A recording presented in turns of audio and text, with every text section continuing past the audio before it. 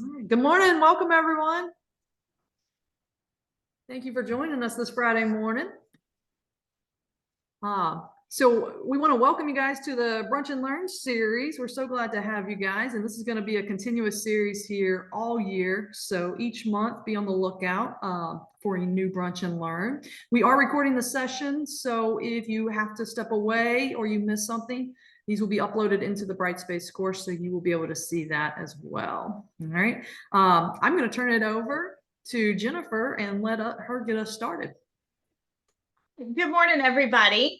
The purpose of this session today is to equip primarily new teachers, new instructors with some important information about getting started in adult education. But that is not to say that there's not value for those of us that have been around the block a few times, because, you know, there's always something new that we can pick up or something that we knew, but we've forgotten that we know. So let's jump in. All right, so you can go one more if you don't mind, please, Rebecca. All right, so when you hear the term andragogy, or half of us can't even pronounce it half the time, andragogy and pedagogy are two different things that end up getting used interchangeably a lot. But when it all comes down to it, a more specific definition of pedagogy is helping children to learn. So a lot of us just think about pedagogy as like teaching techniques, because that's what we got in our undergrad classes and things like that. But more specifically, that's the art and science of helping children learn. Pedagogy is 99% of our background because most adult ed practitioners are coming from the K-12 system. And so we have a lot oftentimes of experience in post-secondary education in pedagogical principles. But andragogy is more what we're actually doing, and that's the art and science of helping adults to learn. There are some similarities, but there's a lot of differences, and we've got to make sure that we're catching those differences. Otherwise, we're not going to get the results that we want from our learners. So what is andragogy? So this term, a lot of us say that it was Malcolm Knowles, who we'll get to in a second, but it was actually first used by Alexander Kapp, who was a German educator all the way back in 1833. The first time this term was being used in the US was Lindemann. He was out of Michigan, and he first used this term in 1926 to refer to a method for teaching adults in a way that would both change individuals and change society. And up through the 70s, Lindemann's articles and works and things like that were the primary sources for research and instructional design in adult education. But the term andragogy didn't really come into the mainstream, and I'm going to say mainstream-ish, because if you're not an adult ed, it's probably still not a word that you know, American educational vernacular until Malcolm Knowles. He was from Montana, and he used andragogy as a synonym for adult education, which is basically what we're going to be doing here today. And in the 80s, he published his assumptions and principles about how adults learn differently than children do. So his andragogical assumptions, Knowles was less concerned about defining it than he was using it as a way to differentiate assumptions between pedagogy and andragogy. So some highlights from his assumptions: a person's self-concept changes towards self-directed with age. Now, big disclaimer, that doesn't mean that they are self-directed. That means that they're seeing themselves as self-directed. A biggie, especially for some of our older learners, are that a person's accumulating experiences are a great learning resource. So it's important for us to get to know our learners so that we can use their experiences and connect with their experiences in our teaching. Adults become more prepared to learn based on the needs of their social roles. So when you've got someone looking at TABE content, that becomes extra important to them when they're trying to, help their child with their homework. GED content becomes really important when GED is part of something that they want: going to college, getting a new job, not losing a current job. So when their social roles demand that they know something, they're a lot more ready to learn because it matters, same as you and I are. Adults are also far more problem centered than subject centered. They're not necessarily interested in learning the list of things in the curriculum, but if you can present it in real world terms, that's going to be a lot more impactful because they can see why they're learning it. Adults overall are driven more by internal than external motivations.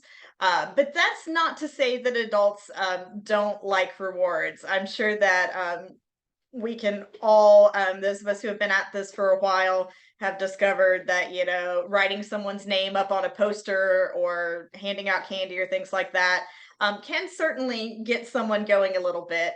But more than that, the internal motivation is what's driving the adult learner. We hinted on this a moment ago. Adults need to know the why behind their learning. So for TABE content, this could mean relating to the real world or connecting that TABE content to what they're going to see on the GED test. For GED content, the obvious is, so you'll pass the test, but this could also mean relating to the real world as well. And then the biggie of emphasizing process over content. Our tests don't care how you do something. They just care that you get it right. And there's often more ways than any of us can think to solve a problem. So sometimes you run into learners that are like, well, my child is doing this math problem, blah, blah way.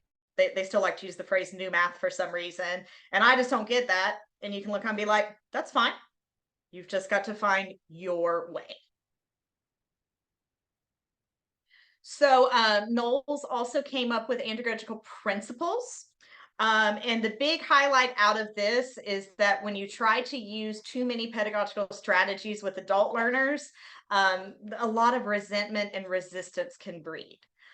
So these principles that are important, realizing that experience and mistakes provide the basis for adult learning activities, so use them.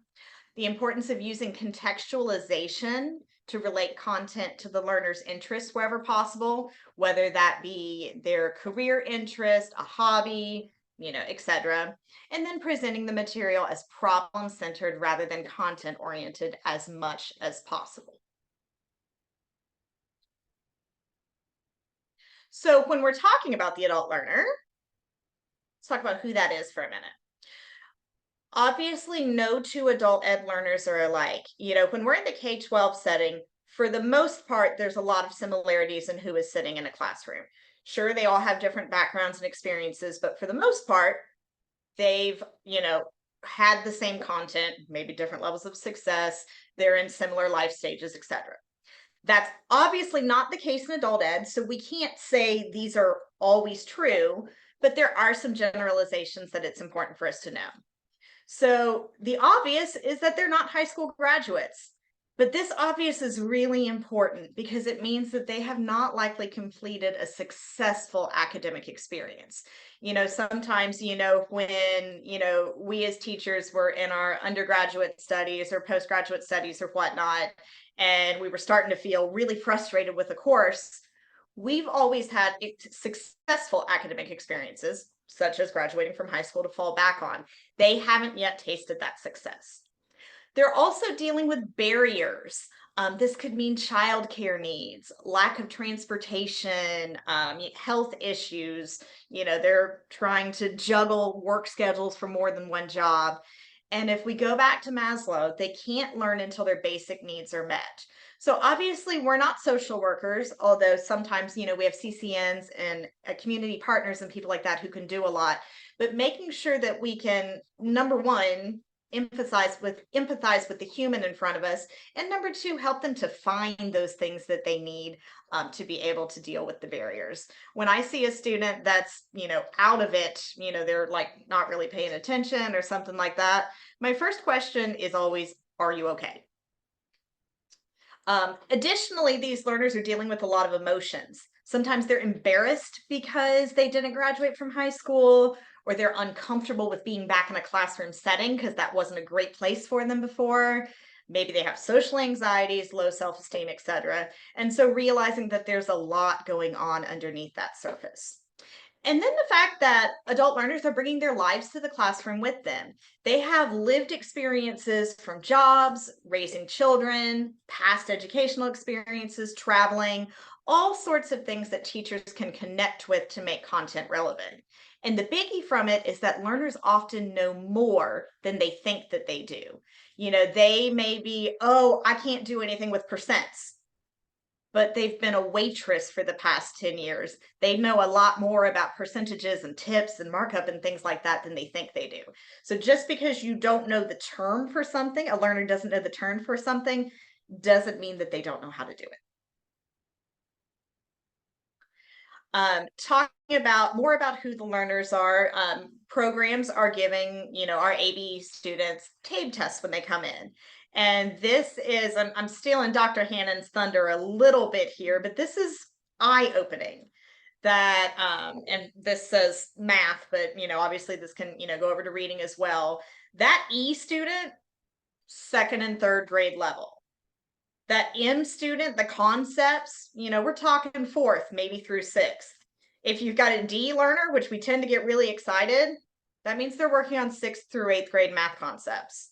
And then A learners, they're on that high school level. So it kind of points all the more to if somebody's coming in on a TABE E level, and in order to get them to GED, we're trying to get them functioning in high school level content, that's a long way to go. And it really helps you to notice, or helps you to realize and help prepare learners for, what exactly and how exactly we can set these goals in between, because for some people, it's a longer journey than others. And then the big but here, we have our students TABE pretest levels and their scores, but sometimes learners know more than that. They may have gotten an E, they may have scored on the E level, but maybe they got nervous during the test, particularly our older learners. Or often for our young adult population, sometimes they blew off the test and they didn't really try. So they might be an E, but in reality, they're a D. Conversely, sometimes learners know less than TABE reflects. For our younger learners, sometimes they're a really good guesser. And it doesn't matter how many times the test administrator emphasizes, not, just kind of blowing off or guessing or whatnot. They're going to do what they're going to do because they haven't had a chance to get those good classroom habits and academic success tips yet from being in your class. And then different learners remember different things. So everyone gets bogged down in different places. On the math side, you may have one learner that breezes through fractions and then gets totally stuck when they get to algebraic equations. But somebody else may have a terrible time with fractions and then fly through algebra. So, and that often goes back to what they're able to remember from before, especially, well, I wouldn't even say especially with our older learners, but with any of them, sometimes they really struggle on early concepts because they were so long ago, but the stuff that they learned or were exposed to a lot more recently goes better. And then, big takeaway, everyone learns at a different pace. That pretest score doesn't tell you anything about how quickly or slowly they're going to learn. Someone can be on the E level, but be a super quick learner. Someone can be on the A level, but be a super slow learner. That TABE test is just telling where they are. It's not telling how fast they're going to be able to move through appropriate level material. All right, I'm going to turn it over to Rebecca. All right. Whew, that was a lot, guys. I'm just curious. We've got about 10 people in session this morning, and I know we'll have some viewers here come back and watch this at a later date. But and if you don't mind, speak up or put it in chat. Where are you guys coming from? I'll tell you. So my personal background, I was high school social studies for about 12 years, and so I got lucky enough. I got to come on part-time with adult ed prior to making the jump full-time with adult ed. So I got my feet wet and got to see some of those major differences between the pedagogy of teaching in the K through 12 setting versus coming to the adult ed world. And it's a different world. And we're going to dig into those tests here shortly. But yeah, I just wanted to pause here real quick, take a sip of your caffeine, whether it's coffee or for me this morning, it's Mountain Dew. Yeah, if you don't mind, put it in chat or speak out. Where is your background? What is your background in education? Are you coming to adult ed fresh? Are you coming from elementary, middle, high, and what subject area? Hopefully we'll get some takers here. Let me check this chat.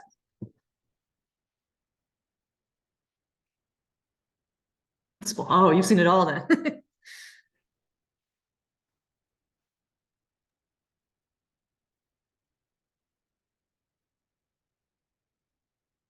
No one else. Are we awake this morning? I don't think so. Oh goodness.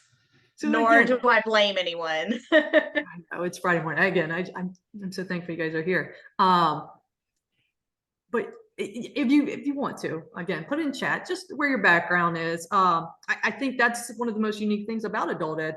We have such a large diversity of teachers, administrators, just a wealth of resources that come to the adult ed practice of teaching, and it brings so much to our students. But again, that means we have to learn our students and the difficulties that they face, the challenges that they enter into us with.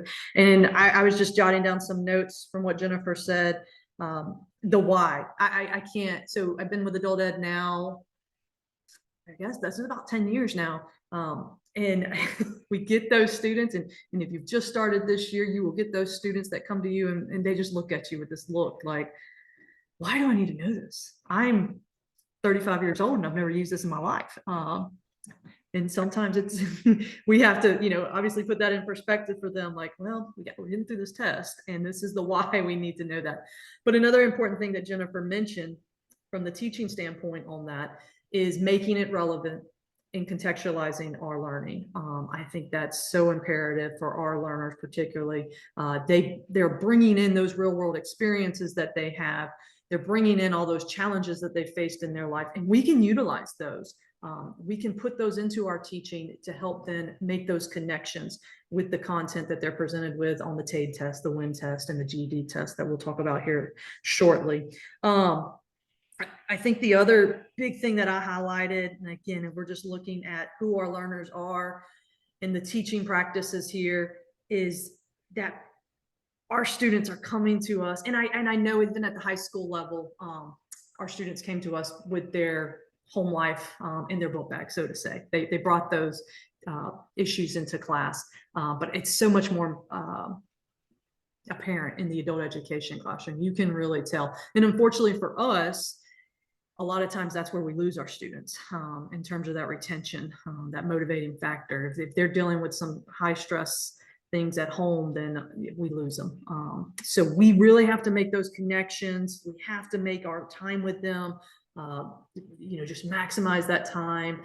And like Jennifer said, we have to show that empathy for our students because, goodness gracious, some of the things that our students will come to us with, and if you've been in adult ed long or you're just starting, you will be told there are things that I'm just like, wow, I'm amazed by my students every day that they've made it to the classroom. And it makes it that much sweeter when we get to celebrate. And we're going to celebrate those wins because we're going to talk about these tests here. So what we've done on these next couple slides is for our new instructors or our people that are coming to adult ed fresh to us, we've highlighted 3 major assessments that you're going to see in your adult education classroom. You may not be teaching each one. Every program's a little different. So you may be the TAID reading teacher. You may just be focused on GED. You may be focused on that WIN ready to work credential.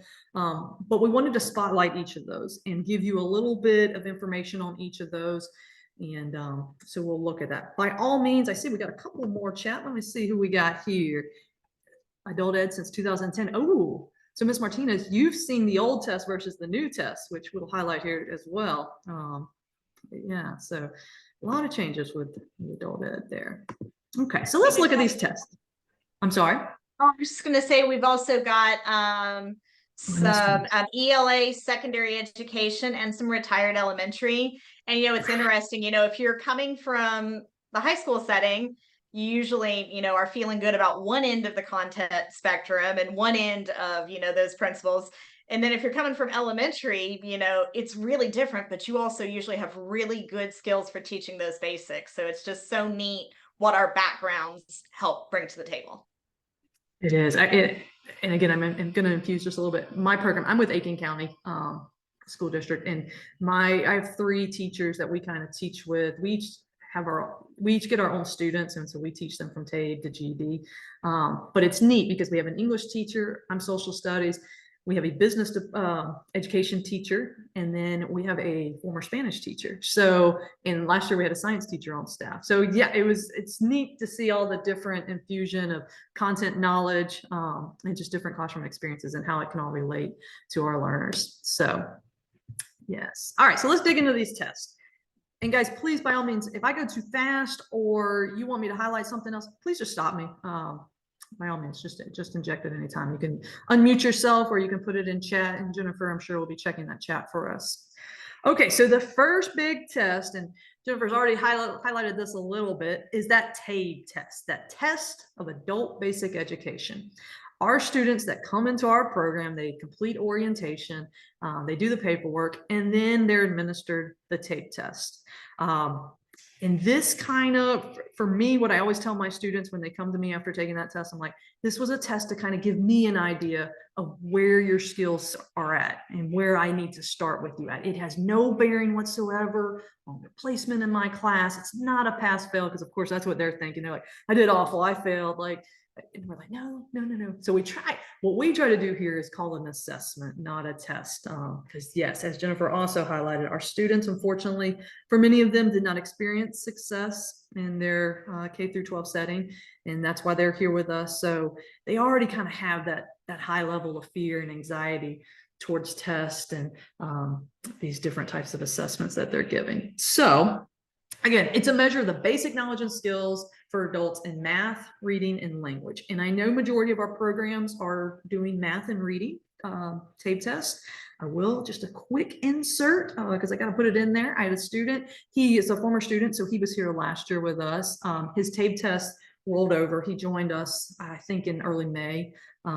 So his math and reading pretest rolled over. So I had him back, and I was like, you know what, we're gonna try this language test, and we did, and it, as I won't tell you the student's name, but I will tell you he entered in on a M2 and M2 in both math and reading on his pretest, and I was like, okay, that's about average. His language test that he took in August when he came to us, E1. I was like, I was shocked because we really hadn't. We had been focusing on the science. And I will be happy to note we worked on language, a couple resources that we had, and he made his TABE game this week in language. So if you are not utilizing language, and again, that's really a program decision, but you might want to look at it.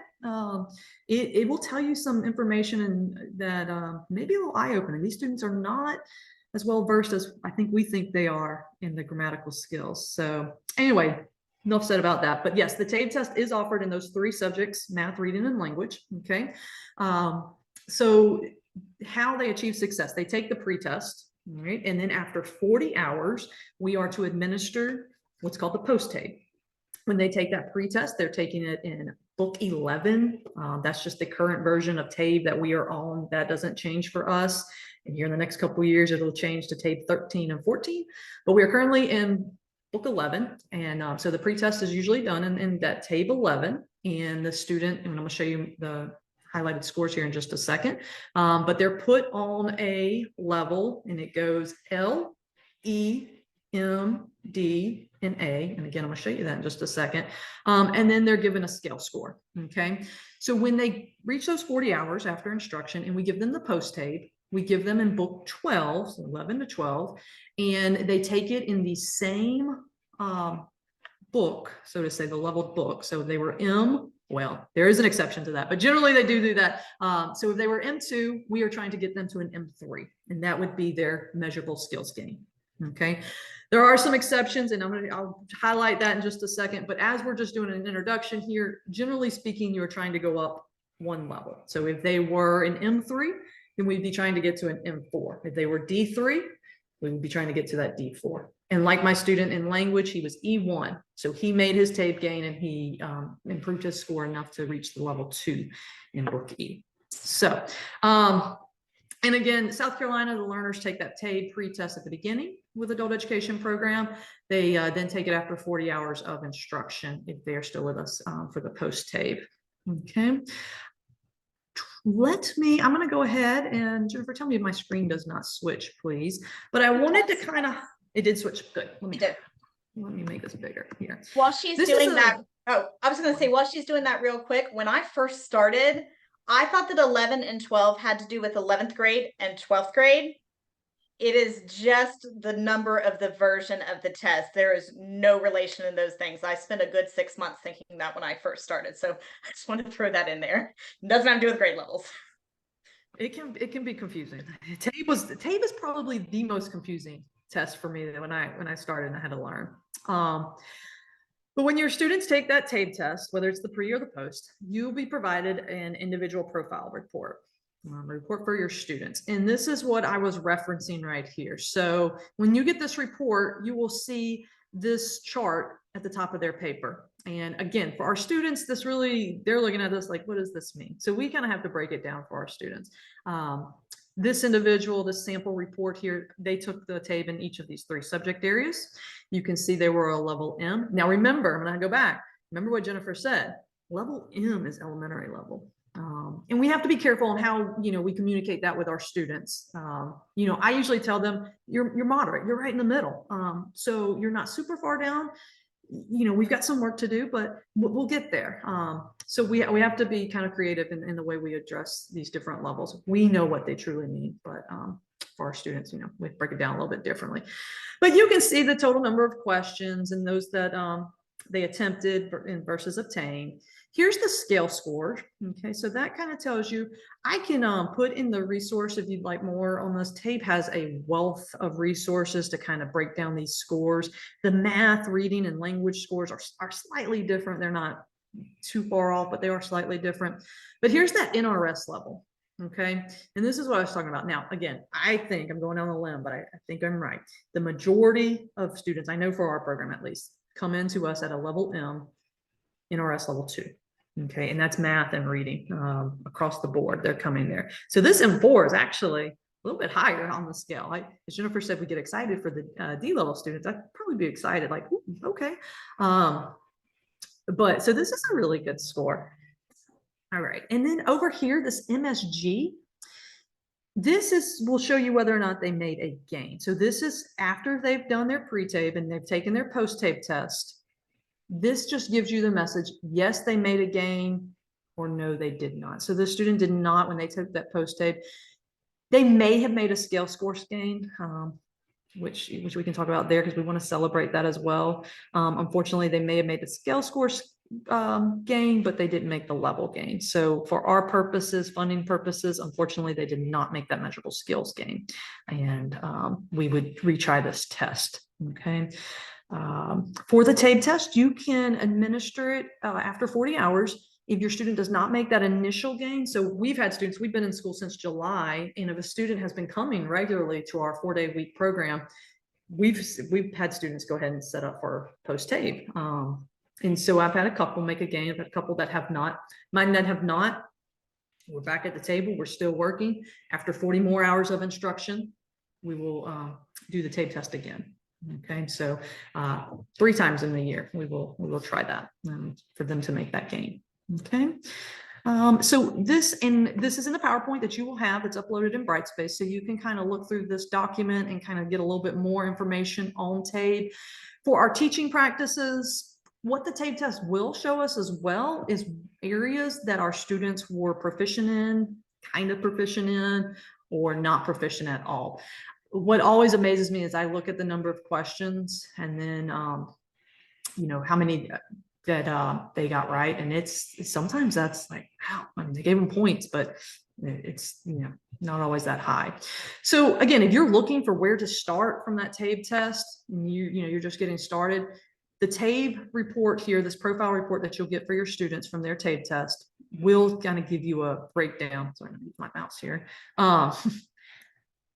Of where to kind of start with your students. Key ideas, this is obviously a reading TABE test, key ideas and details. The student was pretty proficient on that, but it does provide some areas for focus, that kind of help you get started there. Okay, and these are a lot more detailed. This was just kind of the short version here. Okay, let me go back. Any questions on TABE? That was the quick, there's a lot more, but at least I hope you have a little bit of an introduction there to what exactly the TABE test is and why we have to do it. That's for our side. I always tell the students that this is the test that gets you registered as a student here, because of course the 12 hours can't start until they take that TABE test. And then I also tell them, like, this is how we get our funding. This is how we're going to pay for your GED. So that kind of also incentivizes them as well. Let me pause for just a second. Jennifer, is there anything in chat, or does anybody want to unmute? Is any questions on the TABE test? I just put tabetest.com in the chat. I have not seen anything else though. Okay. All right. All right, well, I'm gonna keep moving. So that is our first big assessment in adult ed. Okay, and that's if you've taken the assessment policy course yet, there was a lot of information about that TABE test in there. So you'll have a lot more to go over as well. Okay, so the next one that we're going to kind of jump into is the When Ready to Work test. Now, this was on the table for individuals that were with adult ed or have been with adult ed for a while now. You know, this was a test that we had a couple years back, and then it got shelved for a couple years, and we now have it back. And this is the test that's from the state of South Carolina. We do it now. Each program again is a little different. We do it at the initial start. So our students come in, they register, they take that pre-TABE. We then get them into the WIN program and we start trying to get this credential. Because again, here's where I'm at. We want to celebrate successes. We want our students to get a win. And this was, I'm going to say, because we're seeing things are changing here a little bit this year. But this was always kind of a precursor to the GED, and it was a way to get our students a credential in their pocket and boost their confidence up a little bit. Now, with that said, the WIN test has, the rigor has jumped up a bit. And as I said, Ms. Martinez said she's been with adult ed since 2010. So the GED changed in 2014 to the Common Core standards. And WIN has also, now that we've got WIN back, they've bumped their standards up some as well, which is great. That's what we want for our students. We want them to be, well prepared when they enter the workforce. But we're seeing a little bit more struggles with the WIN test this year than we have in the past. And so it's taking a little bit longer for our students to accomplish this credential. But the WIN Ready to Work test, 3 separate tests to earn your Ready to Work certificate. Well, not same 3 subjects, but of course our 2 big ones, math and reading. Okay, those are 2 of the tests. The other test is called data, and data is charts and graphs. That's what I tell the students. Now, when your students come to you, and if you do the WIN test first, again, we got to go back to the why.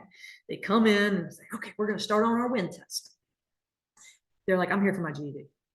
And I'm like, I know, but we're going to get this first. This is going to be great for you. This is a great tool that we use. It's going to tell an employer that you have the basic skills, that you can read an email from your employer, that you can read the blueprint. And then I always say, you're going to have to do this on the GED. So this is great practice for you. That data, that charts and graphs, social studies science test for the GED is filled with charts and graphs. So that's kind of a way to kind of bridge that connection between the WIN test and the GED test, kind of letting them know that it is all related. Okay, it does all kind of go together. But as I said, the WIN is made up of several assessment tests. Those 3 that you can see here on this PowerPoint: Work Ready Math, Work Ready Reading, and then the Work Ready Data, which again is the charts and graphs. It's real world skills. So the questions that the students are going to see, again, our workplace style documents. The math is work related. There are a lot of word problems that I've been seeing as I'm helping my students, which I love. I love them. They don't. But I know the GED has word problems, and they're like, why do I have to read on a math test? It's everywhere. So this is great practice as well, like I said. Let me quickly highlight this. This is a resource from WIN, and this is the new handout from WIN. So let me bring that up here. Okay, so the National Work Readiness Credential, again, this is that WIN, okay? And you can see this is what the credential look like when your students complete. We're going to provide this for you in Brightspace as well, so it gives a little bit more detail on that Work Ready Math, the reading, what the students will encounter when they take those tests, okay? And again, this may be a document you want to give your students. It's 2 pages, but it kind of tells them the overview of the program. It helps them relate to that why. Okay. Now, the WIN system is a pass-fail. is where I said TABE is not. TABE is the assessment that gives us a good starting spot from where our students are. The WIN is pass fail. And this is kind of difficult for my individuals that came from the high school. We've been doing WIN at the high school now for a couple years as well. And so we have to readjust because the WIN changed their grading scale this year. Used to be, remember, bronze, silver, gold, platinum, and they're not utilizing that anymore. Also, it used to be the bronze started at like a level 3. You would get the, the little, if they failed, it would be, the less than the 2. So they've changed those titles. We aren't utilizing those titles, that bronze, silver, gold, platinum. We're using these level numbers. And a passing for this new test is level 2. So just be cautious on that. If you've got some individuals have maybe been at your program for a while, that was the hard switch for me, because I was like, oh, level 2, so close. But no, they actually did pass. So again, this document will show you that, and it'll kind of tell you as well what that level 2 really means and what that type of jobs maybe your student might be best suited for here. Okay. Any questions on the WIN? Ready to work? No? We had a question about, can this brochure go to students? Absolutely. Yes, and I caught, and I'll try to find, I found one this week that had the actual scores for the new test. The scores are it's different. And I will try to find that and put that up here shortly, or because even the scores, so GED, when we get to GED here in just a second, of course, GED goes from a 100 to a 200, passing being 145. The scores are different on WIN. I want to say for like the reading, it starts at like a 196. Don't quote me on that, but I think that's where it starts, but I can show you that as well. One more question. Yeah. We have a question. Does every GED student take the WIN test? So I think that's a program decision. I know for us, we're really trying to get it 2 reasons. I believe the WIN credential is going to be part of state funding. So if there's money out there, I know we're trying to get it. So I think that's yes for us. The other thing I know that we have been, it's been emphasized to us this year, that 5th year graduate. I remember those students that are coming to us from the high school, potentially their 5th year, if they earn the GED or the high school diploma through your adult education program, they count on the report card. And again, this is a little out of my realm, but what we've been told. But then also you're trying to get those students career ready at a level 3 or above. If they get a 2, again, it still counts as funding for your adult education program. But if they can get that level 3, it then goes on the state report card or something. And again, I may have to get some more details on that for you, but that's kind of what we've been told. Our 17, 18-year-olds, again, those that are coming out of the high school and are in that 5th year, we are really trying to get their WINs credentials to that level 3. So we are doing it for all our students. Now, I will say it's a case-by-case basis. We all know we've got certain students that are coming back to us from previous years that maybe only have 1 test. That's an issue where I go talk to our director. Hey, we just want to focus on math. Can we just like it? And he'll allow us to do that. And he'll say, we'll give that student the opportunity after they finish the GED to come on back and get that WIN, since it is a free credential for them. So hopefully that answers that question. Anything else? We'll say there's 2 other credentials with WIN, that WIN soft skills and WIN digital lit certificate that students can earn. I've had that student, he wanted to earn everything. He's like, oh, I want to do it. I want to do it. They're great resume builders. If you've got a student who you're just trying to boost up some confidence and you want to get some things on their resume, some certificates in their back pocket, those are 2 also great certifications that they can earn. We don't emphasize those quite as much because again, we're so focused on that reading and math improvement, but they are available. So some neat tools there as well. Any other questions?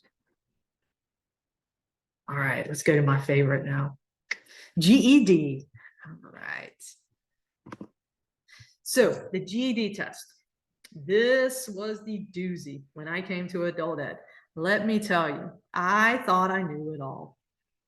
I am so glad I did not have to take that test in order to get this job. Because it is a hard test. And I don't think people truly understand the complexity of the GED test. 4 subject tests that we're looking at: math, science, social studies, and then the reasoning through language arts. Again, the test was changed in 2014 to meet the Common Core standards. Since then, it's a very, very rigorous test. It is a time test, each subject being a different time limit. They've made some changes over the past couple years. There used to be a writing on both the science and the social studies that they've since taken off. There's still a writing portion on the reasoning through language arts. But these tests are tough, and I don't think our students truly understand when they come to us how tough these tests are. And so there again, when we're looking at who our learners are, we need to be honest with them and have that conversation. Like, this is going to be tough, and we're going to have to set a schedule, and this is what we've got to do, and we're going to try to show gains as we go along. But for many of our students, this is not an overnight success. This honestly, for some, it takes years. For some, hopefully they get it within the year.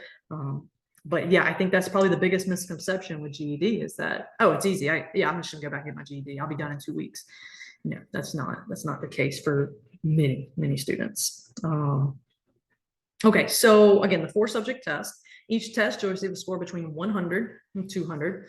Passing score is 145. Okay. You get the 3 attempts. This is big, and this is kind of changed here. There's a little bit of an exception here. So each subject test, the student gets 3 attempts. All right.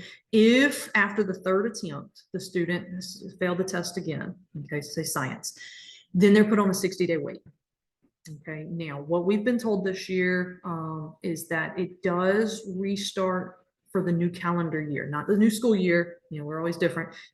So January of 24, the attempt will kind of reset itself. So, if they took it in December, January, they could go try again. Okay. Now, the other thing to emphasize here is that if they've taken it 3 times, they've waited that 60 days to take that next test, they fail it again, they don't get 3 attempts, you get 1. So if you fail it on that 4th attempt, you're back on a 60-day wait. And unfortunately, we have students that, this happens. Now, hopefully for many, if it's science, we move on to social studies or so forth. Hopefully they don't fail it that many times. But again, we know our students, and they may take that practice ready test and do so well, but when they get in that testing room, that anxiety kicks in, that timer's just ticking away for them, and they struggle. So we have students that unfortunately do have to face this situation. All right, for the GED itself, students have to be at least 17. However, there is a waiver that students complete. I know for our program, we accept 17-year-olds, and they just complete a waiver. We submit it to the State Department. It's a really quick process, and then those students are allowed to test. They do have to be a South Carolina resident. So when they come to take the GED, and we are a GED testing facility, they have to show their South Carolina driver's license. Their identification there. So that's big. So that I will say, another note, not talking about necessarily about content, but be careful when you do sign up students, make sure you ask them. I ask them probably 100 times and they get annoyed, but do you have a South Carolina driver's license? Yes. Is it valid? Let me see it. So I double check it, make sure that the dates, it's not expired. And then you've got to tell your young ones too. I'm going to stress this. Don't ask me why, but you ask them, hey, make sure you put that in your pocket when you come. You would think if they drove here, they would have their license. Unfortunately, many of them do not. So so just make sure they know they have to have it on them. They can't just have it at the house. So make sure they do have their ID when they come to test. So, okay, so let's look at the test subjects real quick. You have this link as well. Here are the 4 subtests. Now, the page that I linked you to is GED.com, and we are not signed in. All right, so you do not have to be signed in. As an educator or administrator, this is a tab that you can click, and there are so many resources here for you to jump on some webinars to learn more about the GED content. There's some classroom resources, some videos. So this is a really great website if you're new to GED for you to check out. I would also encourage you to create you an account, sign up, and take the practice test. They're $6, I think, each, but definitely a big help, I know, when I started teaching, just to kind of see what I was looking at. Because again, as a social studies teacher, I'm thinking, oh, I can teach social studies. This is great. The social studies test isn't really it is about content, and knowing the content tremendously helps, don't get me wrong. But it's a lot of skill based as well. So, making sure my students know how to differentiate between what's a fact and what's opinion, chronological order, things of that nature. So it's not necessarily all about the content. There's a lot of skills infused as well, across the board. So the tests themselves, the math test, the reading test. We know, I guess I don't have to pose the question, but our students take one test at a time. And so we focus on one subject area. We've been focused our first test mainly on science, and then it's a toss up between the reading or the social studies. Math is generally that last subject. Now, we do have some students who math is their thing, and they take math first. But again, I don't think it's any secret when you're looking at any sort of data. The math test is generally that test that is the biggest struggle, and we have quite a few students across the state who lack one test, and if you look at the data, again, it's math. So take that for what it's worth. But the math test is a struggle for many of them, and you can see here the topics that are on that math test. I tell my students, you've got 9th, 10th, 11th, and 12th grade math. You got them all, and they're looking at me. I think we got a hand up here. I didn't get out of 9th grade. I'm like, we got some work to do, but we will get there. So, because a lot of them you can make connections. Ms. Kibbers, did you have a question? I see your hand Yes, up. yes. With the test, with the GED test and the tape, do you all? Well, I have taught GED since 2014. So that lady ahead of me. But I wanted to find out with the tape test, do you all do both of them simultaneously? Like not the test, I'm sorry. Do you teach the tape and the GED at the same time in your time of GED teaching? I do. Again, I Okay. know that's a program decision. So for my students, again, so a student comes in registered, they're given a teacher. And I have them for all subjects. So they come in and we look at we pick a subject, science, but we're still every day, we'll do some science content, but I'm still the main idea is on the reading, social studies, science test. So we're infusing that. So for my students, when they hit 40 hours, they may have taken that science test and passed it, failed it. But when they hit 40 hours, we're going to try that reading post tape, because we've been doing those reading skills as we've been working on the science content or the WIN content. So yes, I do them simultaneously. For that student I was telling you about with the grammar, he passed the science test about 23 hours. I think he had instruction time, so he passed that. So we moved on to reading. And so we've been so focused on that grammar and those reading skills. And again, he took the tape this week and he made that gain in that grammar. So yeah, I find it worked for me. But I'll let Jennifer, I don't know how her program does. So ours is based on the student's TABE level on that pretest. If they're an M2 or lower, we are focused solely on that TABE gain in the first 40 hours. If they're an M4 or higher, we're going straight to let's try the ready test. Let's see where you are. And if they're an M3, it's kind of a toss up.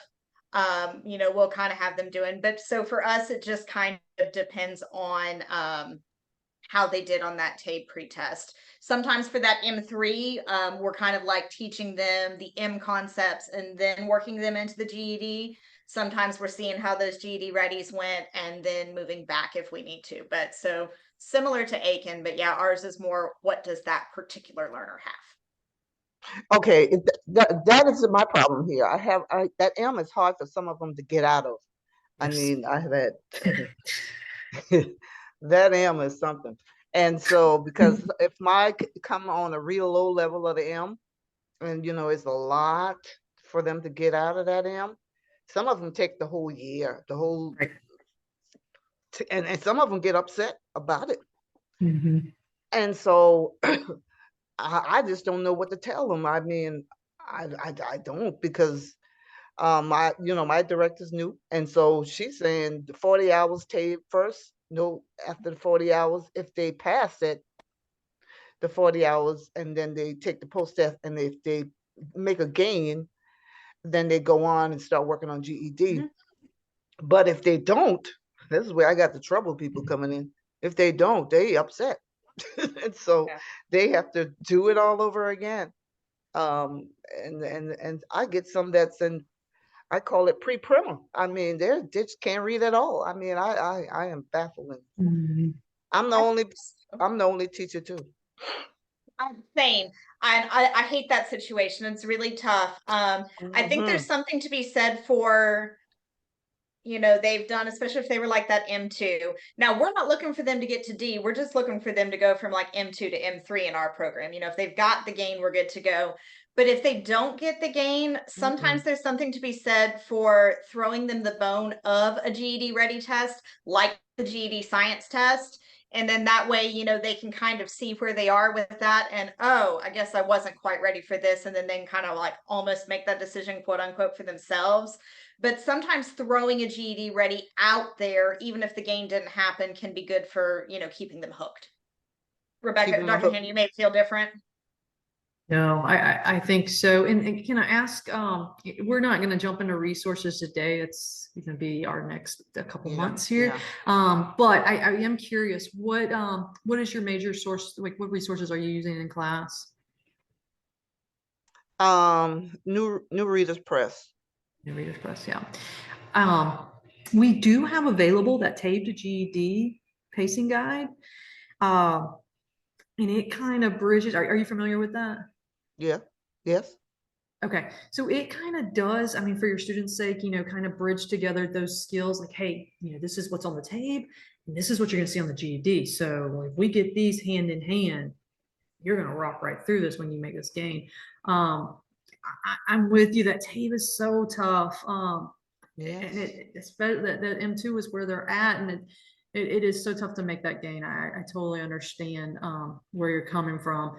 If your student, you know, there are some resources online. The GED Readies are online. If your student, you know, they're on like YouTube and stuff. So if your student wants to just see, you know, kind of just to see that comparison, and they'll see that it is similar, because I am going to be honest with you, and I was never really a believer, but looking at the data that we've kind of uncovered the past year or two, our M2 students are not getting their GEDs.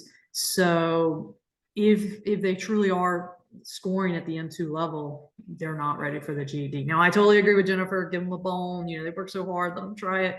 But in reality, I can see a program director like, you know, they're not ready. And again, that's just what we've been looking at the data. So, yeah, I don't know. Yeah, it's a struggle. Yeah, well, I feel your pain. And sometimes I feel like she think it's me. So I'm in your same boat. It is not. No, I would see, maybe speak to your director about that language tape, because just to see you know, that may be where you can pick up a gain with your student. And it sometimes helps. You're still gonna have to go back and do those reading skills. There's no doubt about that. Right. But if you're looking for the gain, like I said, we've just kind of changed course a little bit on that. And my students, their grammar was not good and is not good. And so since you're doing reading or math? Yes, reading. So they go hand in hand, and it's gonna be on the GED. So you may want to speak with your director and see if that's something you could do as well. Do the language tape and see if you could get the gain there. Like the language tape. I was asked, well, no. Okay, maybe I will do that, because we never done the language tape. But for GED, you have to teach, you know, that part of the ELA part anyhow. So that's why. Exactly.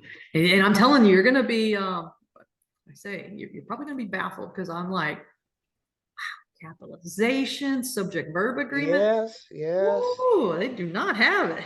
Yes. And I always thought they were picking up those points on GED, but I don't think they are. So again, that may be something, and it gives your student a break from, you know, those long, extensive readings, to kind of just breathe a little bit and work on a little bit of a, you know, shorter gain, the shorter sentences, structures there, boosting that confidence up hopefully as well. So hopefully that helps. Thank you. Yes, ma'am. Okay, so the GED, the 4 content, this is a great page if you're new to GED and you want to see what these tests, what they include. The timing's big, and you've got to stress this with your students. Now, I will say, luckily for us, the test that we've talked about thus far, that TABE test, the WIN test, and now GED, all of those assessments are timed. So students should be getting used to the timing mechanism. But nevertheless, it is still the anxiety of our students. They're slow readers. They're not great readers to begin with. And so putting a time limit on them is tough anyway. So again, do note the time of the test. The format, so most of the tests are pretty straightforward. The student goes in, they sit down for the length of time, and they take the test. The reading one is the one that has a couple little nicks and nuts and bolts, we'll say. That's the title of our session here today. So the reading test, the student goes in 150 minutes to take the test. They take parts 1 and 2 first, and then they're provided a 10-minute break. Now, they do not have to utilize the 10-minute break. I try to encourage my students before they go in there, take that 10-minute break, stand up, walk around, refresh yourself. But sometimes it's hard for them. They just want to power through. The first part of the test, I believe, is, reading, some grammar questions. And then the second part is that writing portion, and 45 minutes for that writing of the essay. Okay. And then they come back and they complete that final section, which is again, more reading passages. Okay. You can see much of the formats of the test are pretty much similar, multiple choice style questions for the majority of the test. There's some drag and drops, some click down boxes, and that we've been seeing, or we've been told, there are a few more fill in the blank questions that are appearing. Social studies, science, across the board, and on the math. So again, not being a traditional math teacher, trying to teach my students secrets to get around that math test using your answers to help you find the, answer the question. And then they come back and they're like, well, I had to fill in the blank, so that didn't help. So we're trying to rethink some things there as well. Okay, so you can see, so again, the reading test is the longest test. And I'm going to kind of power through. I did not realize our time is coming to a close. And I'm so sorry, I rambled on here. Science is 90 minutes. Social studies is 70 minutes. So social studies is our shortest one. The students are provided each time when they go to take the test, the calculator, that TI 30X. No paper. That is something to note. They are giving those little whiteboards and the little dry erase marker, and they're given a formula sheet. So just kind of get your students familiar with that. Okay, so those are the 3 tests. Those are the big tests in adult education. And again, you have those links to those websites and those PDFs, so you can kind of look through those as for more information. Okay, instructional planning. So again, I kind of mentioned just a minute ago, this was not a session for resources. I promise resources are coming though, okay? And we have a wealth of resources for you guys to utilize, okay? Because let me tell you this, there is no one instructional material that is going to work for your students. You're gonna think, when I started, I had the Kaplan book and I was like, I got the GED cheat sheet right there.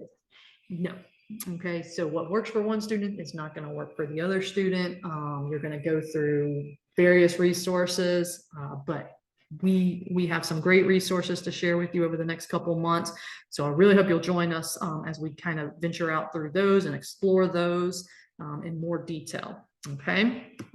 All right. So Jennifer is the mastermind here. She has put together a word cloud, so to say, and it has these are some of our topics that we're going to kind of be bringing up, some PD sessions that are going to come about for you to be on the lookout. I think one to really highlight that I know we are really going to try to stress this year is that contextualized piece, making those connections for our students, bringing in that why, letting their experience from their workplace jobs, their home life kind of help guide lead instruction as well. So these are some things that we're just going to be talking about. One that I'm really excited about as well is that Chat GPT. If you're not a user of Chat GPT yet, you need to be on that call. That one's fun.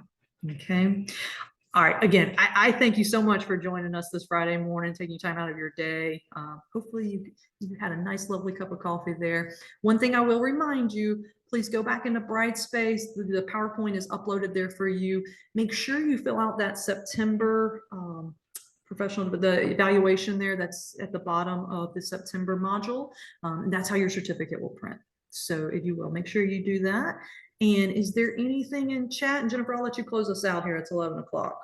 Yeah, had a suggestion on ESL workshops. Just wanted to commercial there real quick. Burlington is doing a lunch and learn series on Thursday, so check that out in Brightspace. You're gonna have all sorts of awesome ESL workshops there. Thank you guys so much for being here, and we can't wait to see you next month.